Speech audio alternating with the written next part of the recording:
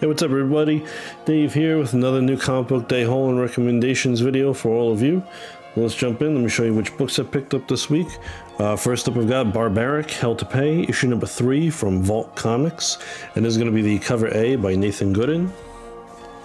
And then I was lucky enough to snag a copy of World Tree, issue number 1 from Image Comics. And this is the cover A by Fernando Blanco. And this book was recalled apparently because of the art not being up to par, because of the printing. We got Clear, issue number 2 from Dark Horse Comics, and this is going to be the cover A by Francis Manapul. And then I've got Guardians of the Galaxy, issue number 1. This is strictly a cover by. This is the Alex Ross Timeless variant, Doctor Doom. These Timeless variants are so freaking amazing. Now this book didn't come out this week, but I did get it in my bag this week. This is Phantom Road, issue number 1. This is the second printing. I found out about it late, so I just picked it up this week. And finally, I've got Little Monsters, issue number 12 from Image Comics, and this is going to be the cover A by Dustin Nguyen. Alright everyone, so let me give you my top 3 recommendations from this haul. First up, going with Little Monsters, issue number 12. Let's check out some of the interior artwork here for you.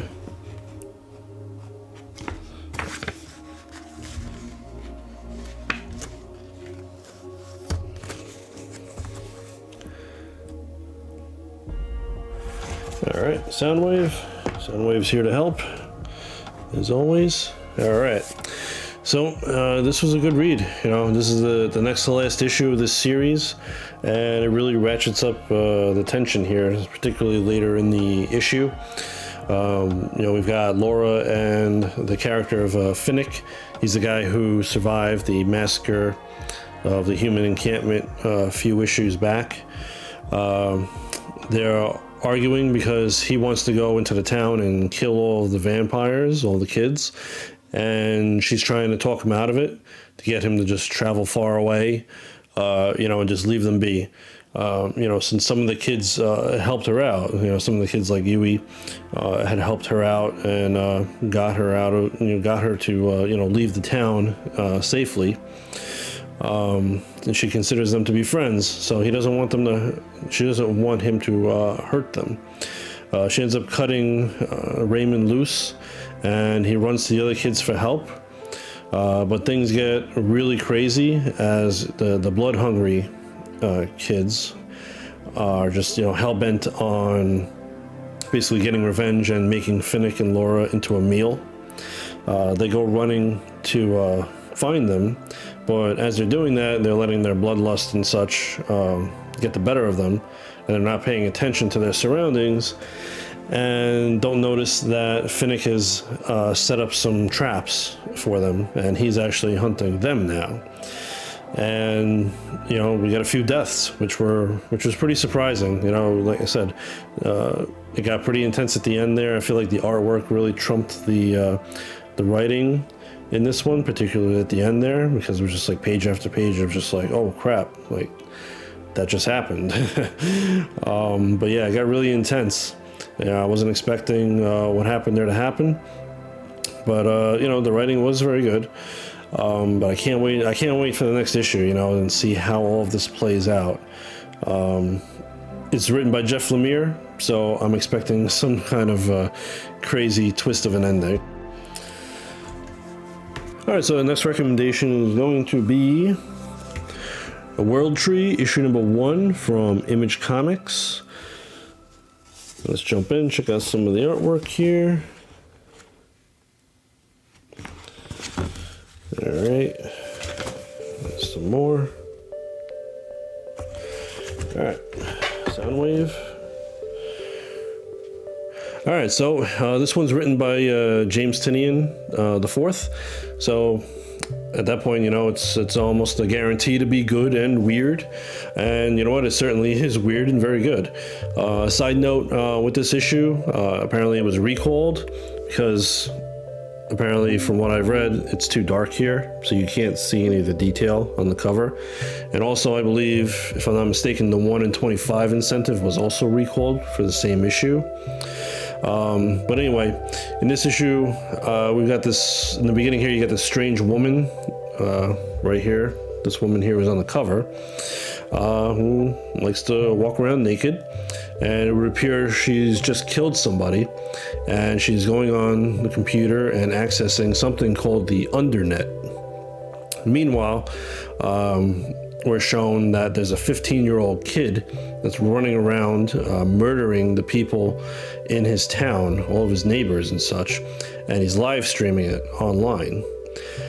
Eventually, we end up meeting this guy named Gabriel, who seems to be some sort of a tech billionaire, and he is talking with an acquaintance of his from his youth named Liam.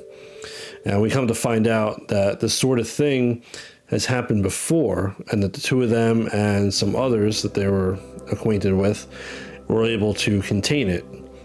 It seems like there's some sort of like a virus or a computer program that when shown to a person, it disorients them and can turn them insane. It seems like the naked woman at the beginning of the book here has, unleashed this on the world now. And in the end, she goes on her own little rampage. We do also in the book meet another character who is the brother of the 15-year-old kid who went on the rampage.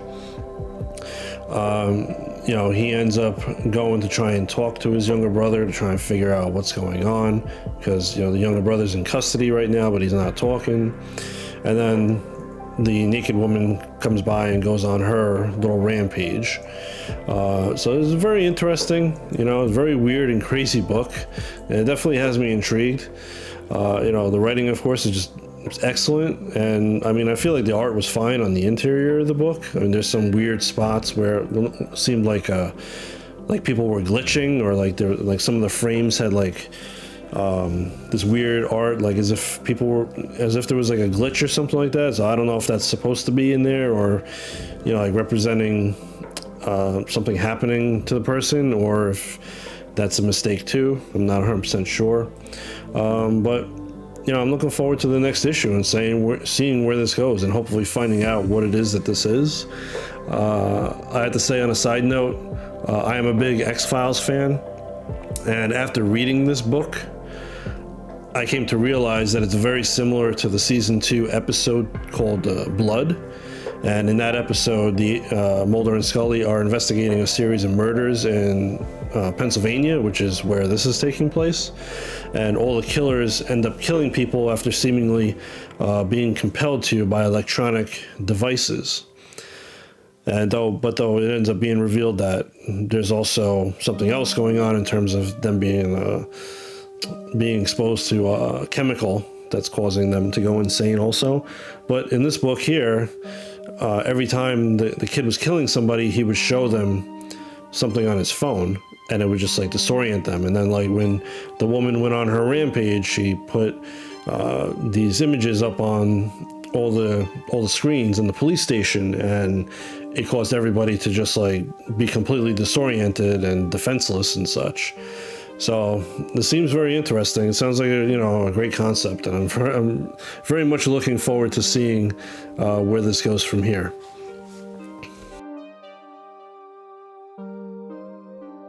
All right, so third recommendation is going to be Clear, issue number 2 from Dark Horse Comics. Let's jump in and check out some of the artwork real quick. Very nice art style here. Really digging it. Soundwave, thank you. Now I'm going to say that this is definitely my gem of this haul, the gem of the week. All right, this is such a great series so far. After reading issue number 1, I just couldn't stop thinking about getting this issue. This is a sci-fi mystery series that seriously feels like Blade Runner. Just the way it's playing out, and also the the artwork in it, just for me at least, it just gives me a Blade Runner feel. So basically in this world, there's a thing called a veil. This for anybody that hasn't read issue number 1 yet. There's a thing called veil, which almost everybody in the world uses, and it basically shows you the world in a way that you want. And you know, if you want to see people as zombies in a zombie apocalypse, it can happen. If you want to see the world quiet and just, you know, nature and such, you know, it's possible. You know, you just got to get the right veil. So it distorts reality and shows you what you want to see, basically. But the protagonist, Sam, he doesn't use a veil. He prefers, as he likes to say, having his settings set to clear, hence the title of the series here. So he likes to just see everything for what it is and not, you know, have it all veiled. So I'm still a little confused on how exactly people live their lives like this. So hopefully they kind of touch on that a little bit later on. But anyway, in this issue, Sam is still investigating the death of his ex-wife, Kendra. At the end of the first issue, it appears that Sam gets murdered.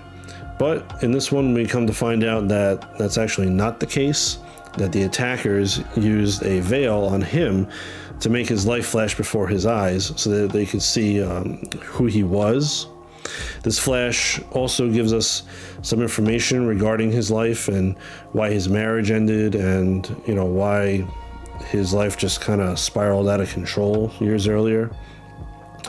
He comes to find out that these people that initially attacked him, they let him live because they had business with Kendra, and that basically she wanted to create a shared veil that would envelop a whole bunch of people. Now in this world, shared veils are illegal because that could cause so many problems for people. Eventually, Sam has a run-in with a shocking enemy who looks exactly like him. It's literally him, but with yellow eyes.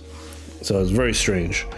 Eventually, he's on the run from the police because he's being suspected of killing a friend of his who's a detective. And the issue ends with him on the run with the police on his trail, and he ends up jumping off of the same bridge that Kendra jumped off of in the first issue. And I tell you, this was very good. It really was very good. This issue and the first issue, so great. Lots of action, but not too much. You know, pacing was great. The writing is this writing by Scott Snyder is just freaking awesome. If you're not reading this series, this is one of these series that I'm going to say, please do yourself a favor and pick it up. You know, pick up issue 1 and pick up issue number 2. It really is awesome, and I'm really pumped for the next issue and seeing where this series goes. It's fantastic. Hi everyone, so that's it for this week. I hope you enjoyed the video. If you did, please consider hitting that good old like button and subscribing to the channel. And for all of you that are already subscribed to the channel, thank you very much. My support's always much appreciated. Leave a comment down below. Let me know what you think. Let me know if anybody else is reading clear, if you guys feel the same way. Or give me some recommendations, or just say hi. You know, I always love hearing from everybody. All right, and thank you to my associate Soundwave, like always, for doing such a great job helping me out here. I was about to send Laserbeak out on a little mission. So yeah, until next time, be safe, be well, and I'll catch you later. Yeah, I'm just